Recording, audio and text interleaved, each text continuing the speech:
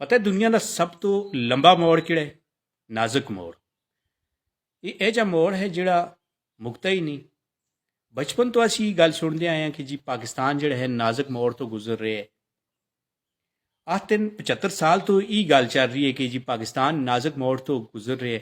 पता नहीं क्या चल मोड़ है जिहड़ा मुकता ही नहीं। इसको मुकाना दा एक ही तरीका है, इसका एक ही तरीका है, एक ही हल है।